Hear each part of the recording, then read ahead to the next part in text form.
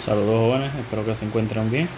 En el video de hoy vamos a estar trabajando el repaso del examen número 2 de geometría y vamos a empezar hablando sobre lo que son las declaraciones condicionales, que estas son o se refiere a una declaración que se puede describir en forma de si P, entonces Q, donde P es la hipótesis de lo que sería la declaración y Q es la conclusión de lo que sería la declaración. Cada declaración condicional tiene tres declaraciones diferentes relacionadas a esta. Tenemos la conversa, la inversa y la contrapositiva. Lo que sería la conversa habla de intercambiar la posición entre la hipótesis y la conclusión. Si inicialmente tenemos que lo que sería la hipótesis va de primero y después va la conclusión, pues en el caso de la conversa sería pues que va la conclusión primero y después la hipótesis. En cuanto a la inversa, hablamos de negar la hipótesis y negar la conclusión. O sea que negamos todo lo que estamos diciendo en la oración de lo que sería la declaración condicional. Por ejemplo, diría, si no es P, entonces no es Q. O si no es la hipótesis, entonces no es la conclusión. Y la contrapositiva combina las dos anteriores, que son la conversa y la inversa, y habla de negar la hipótesis y la conclusión, pero también cambiar su posición o intercambiar sus posiciones. Esto es la combinación de lo que sería la conversa e inversa, que es lo que dije antes.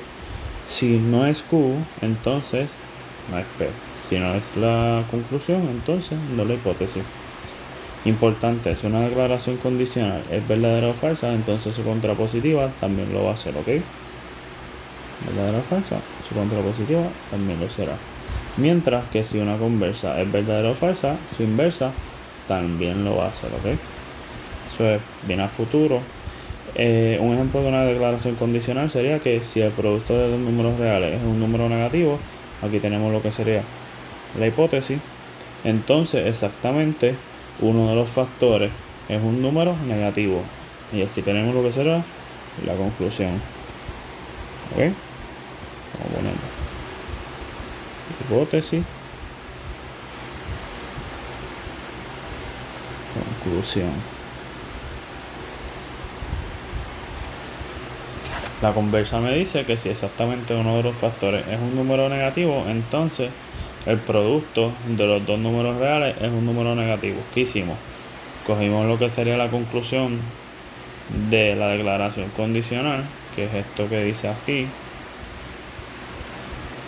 y lo pusimos adelante en lo que sería la declaración conversa. Y luego cogimos el producto de los dos números reales, es un número negativo, que sería la hipótesis en la declaración condicional, y lo utilizamos para terminar la declaración conversa. En la inversa, pues mantenemos lo que sería la posición de la hipótesis y la de conclusión, pero a estas dos partes de lo que sería en la declaración condicional lo negamos. ¿Qué decimos? Que si el producto de los números reales es un número negativo en la hipótesis, eso es lo que nosotros lo estamos declarando como hipótesis, pues nosotros vamos a declarar que no es un número negativo, ¿ok? Y que entonces el número de factores que son negativos tampoco es 1, no es 1, ¿ok? La contrapositiva me dice que si el número de factores que son negativos no es 1, o sea que cogimos y combinamos estas dos, pues si no es 1, entonces el producto de los números reales no es un número negativo. La contrapositiva pudimos ver que cambiamos el orden de lo que sería la hipótesis y la conclusión y también las estamos negando. Por eso es que son la combinación de la conversa y la inversa. En matemáticas, una definición es una declaración que describe un objeto matemático y puede ser escrito como una declaración bicondicional.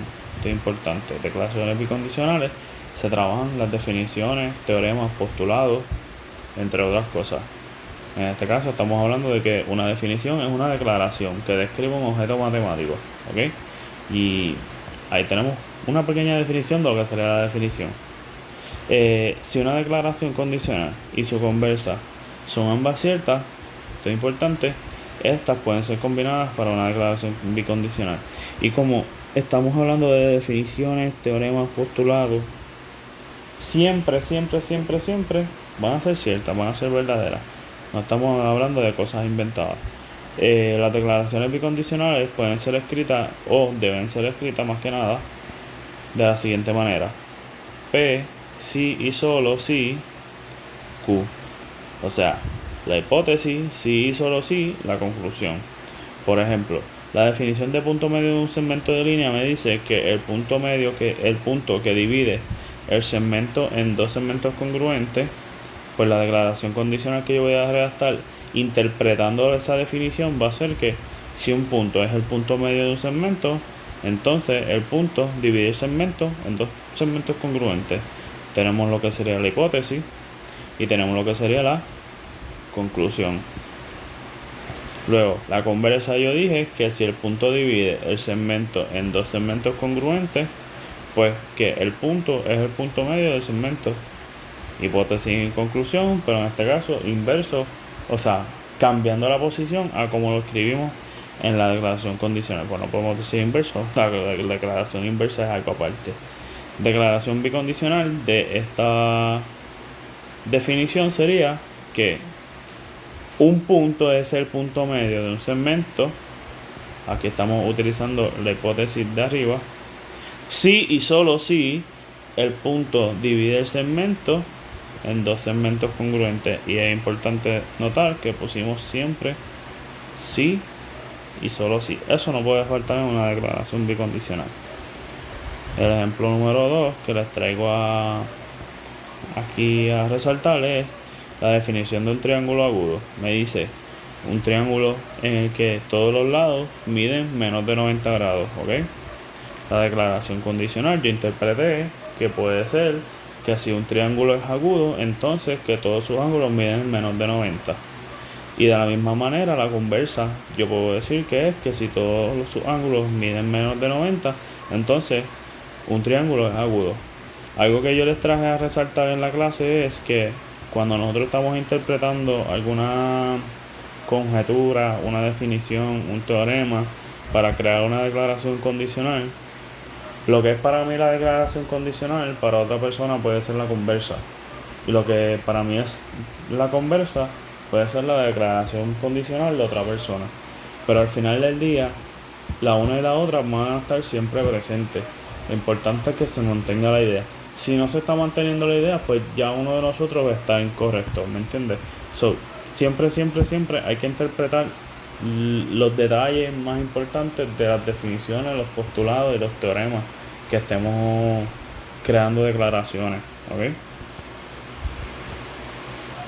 Ahora, el otro tema que discutimos fue razonamiento inductivo y deductivo, que son dos procesos que se utilizan para determinar si una declaración es verdadera. El razonamiento inductivo es un proceso de razonamiento en el que una regla o declaración puede ser verdadera al mirar casos específicos. En la clase yo fui más allá y les dije que buscaran ejemplos, patrones o observaciones, que es una manera más fácil de identificar lo que es el razonamiento inductivo. Ahora, el razonamiento deductivo es el proceso de utilizar la lógica para sacar conclusiones. Importante la lógica, utilizamos hechos, definiciones, teoremas, postulados y lógica, como dijimos antes ya. Y antes de mencionar estos ejemplos, vamos a utilizar estos ejemplos. Aquí al principio estamos hablando de un patrón. Un estudiante observa lo siguiente. Vean la palabra que utilizamos, observa. El triángulo equilátero tiene sus tres ángulos iguales de 60 grados.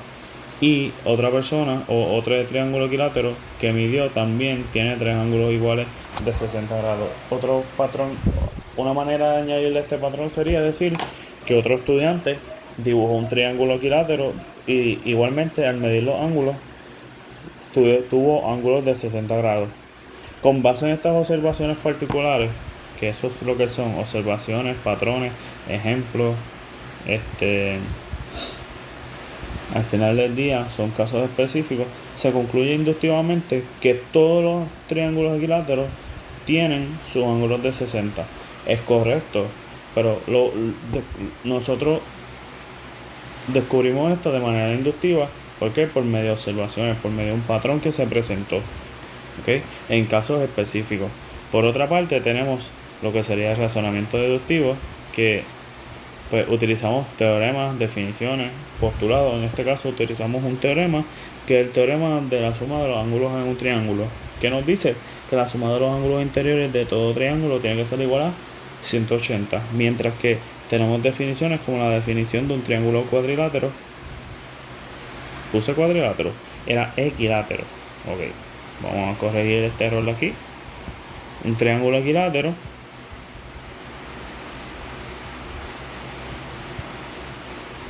en el que todos sus lados son iguales, por lo tanto sus ángulos también son iguales. ¿Ok? ¿Qué podemos deducir de esta lógica?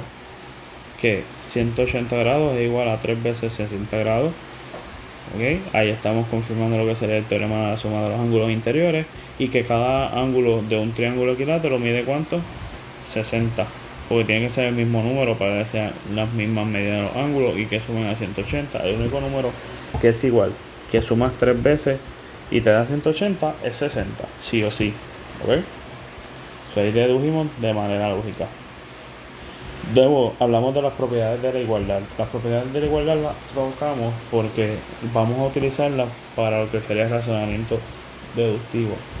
Por ejemplo, tenemos la propiedad de igualdad de la suma, en la que tenemos una expresión como por ejemplo x menos 2 es igual a 3, donde tenemos que dejar la x sola. Pues ¿qué hacemos con el otro término?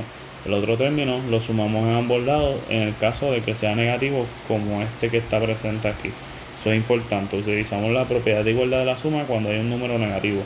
Pues al ser negativo 2, pues sumamos 2 en ambos lados, mantenemos lo que sería la igualdad, cancelamos 2 en este lado y nos va a quedar que x es igual a 3 más 2, 5.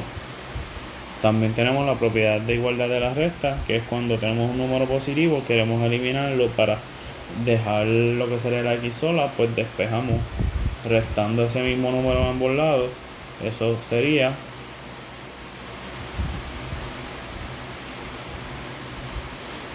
x 3 menos 2 es igual a 1.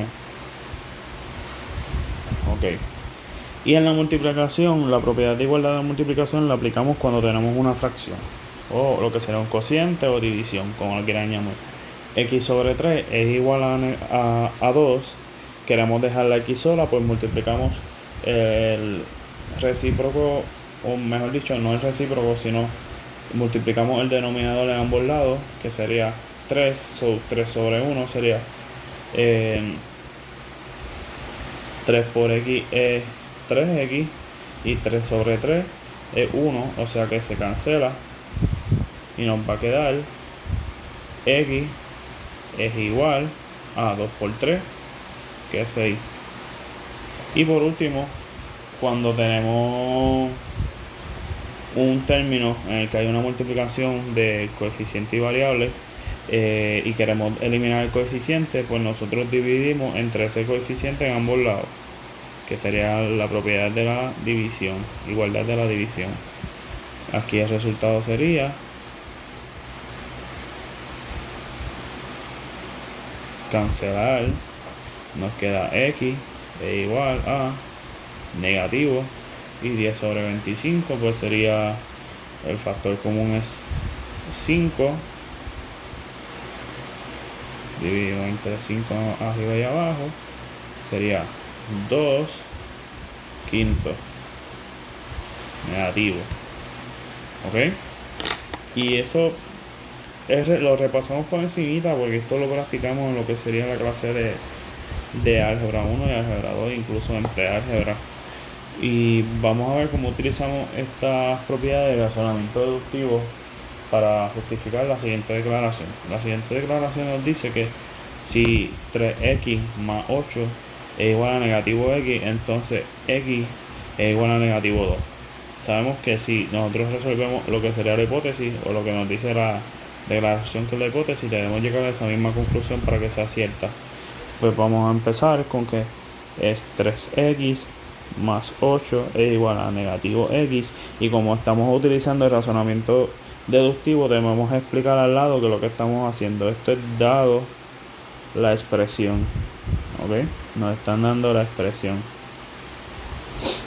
Dada esa expresión, tenemos que resolver ¿Y cómo resolvemos? Pues 3x más 8. Y queremos pasar la x para un solo lado, o sea que vamos a, si es negativo x, sumamos x.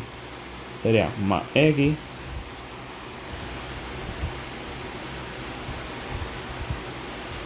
es igual a negativo x más x para eliminar lo que sería la x aquí. ¿Ok? Y eso es una, vamos a dejarla del mismo color. Esto es la propiedad de igualdad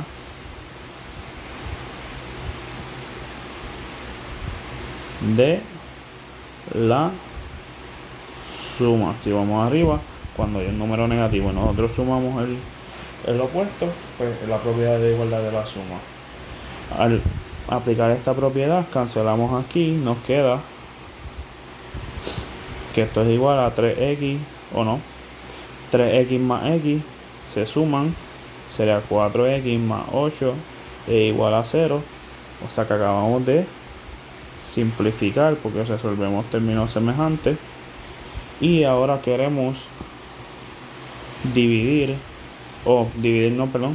despejar para la x, o sea que vamos a 4x más 8. ¿Cómo eliminamos ese 8? Pues de la siguiente manera, sería restando 8 en ambos lados, que sería e igual a 0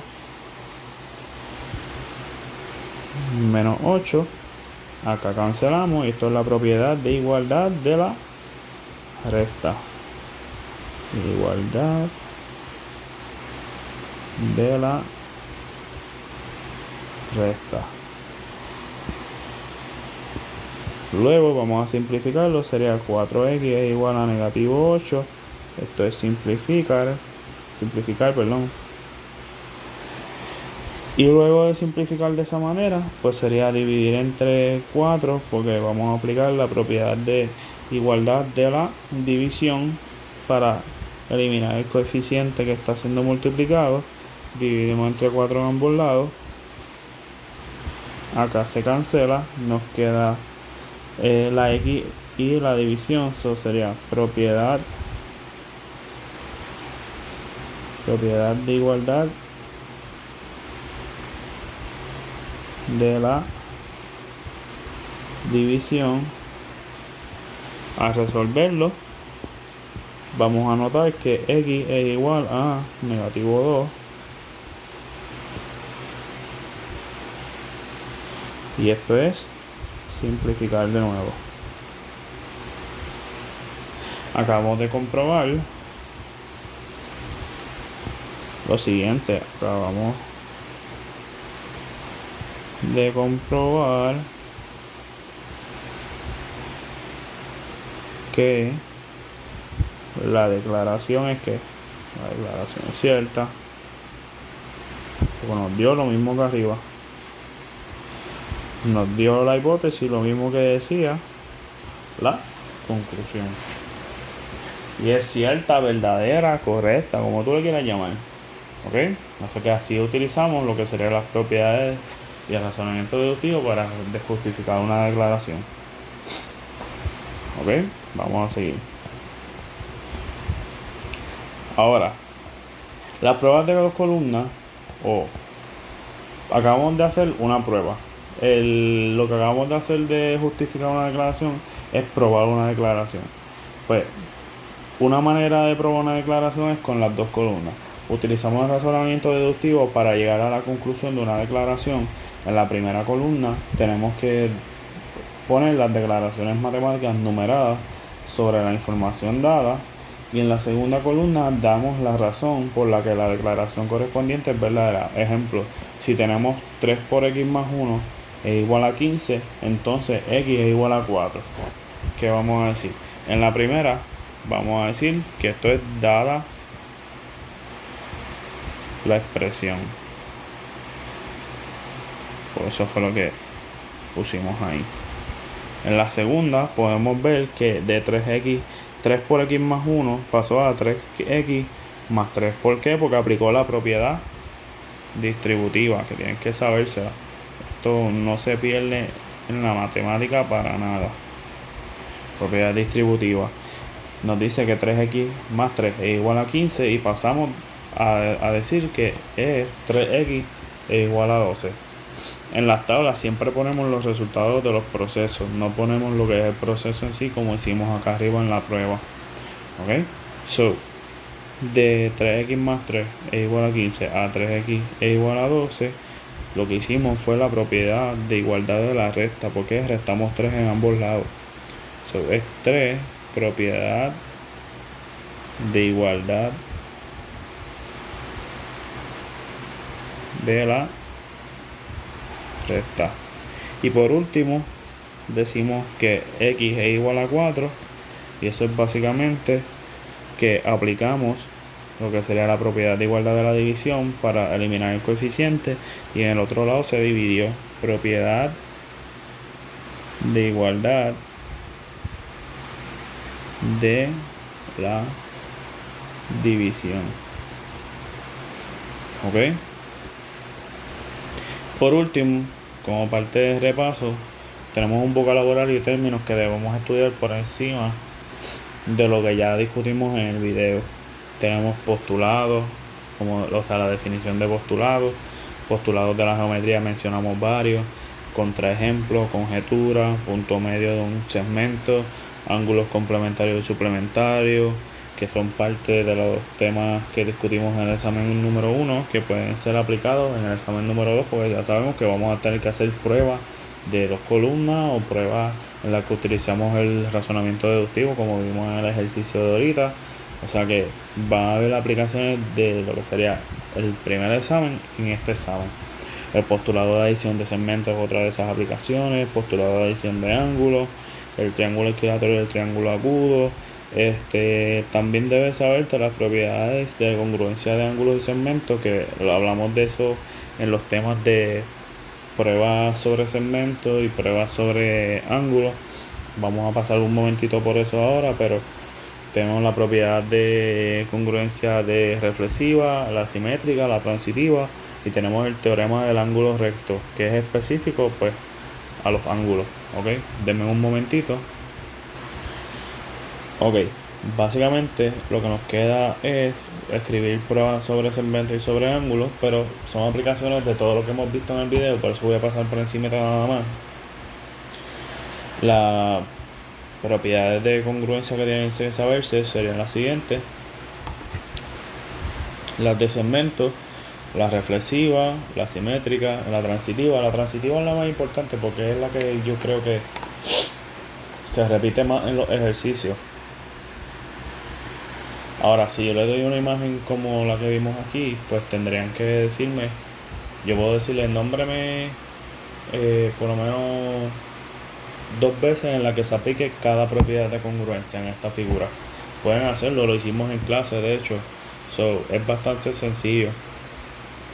Ya sabemos que la transitiva, que es la más importante, si tenemos 2 segmentos que son congruentes y uno de esos segmentos es congruente a otro segmento, por ejemplo en este caso el segmento que sería CD es congruente a 2 diferentes segmentos, pues esos otros 2 segmentos pueden ser congruentes. A, B y F pueden ser congruentes.